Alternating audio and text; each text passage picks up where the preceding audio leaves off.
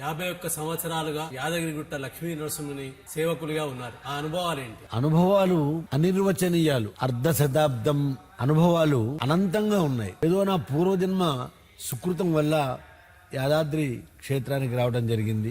నేను 1975లో యాదాద్రి దేవస్థానంలో శ్రీ పాంచరాత్ర ఆగమ శాస్త్ర పాఠశాలను స్థాపించినప్పుడు అంతకు ముందే అది కొనసాగుతోంది. నేను 75లో విద్యార్థిగా చేరి స్వామివారి యొక్క పూజా విధి విధానాలను మా గురువు గారైనటువంటి శ్రీమాన్ గోవర్ధనం నరసింహాచార్య స్వామివారి దగ్గర సంపూర్ణమైనటువంటి శిక్షణను పొందినాను.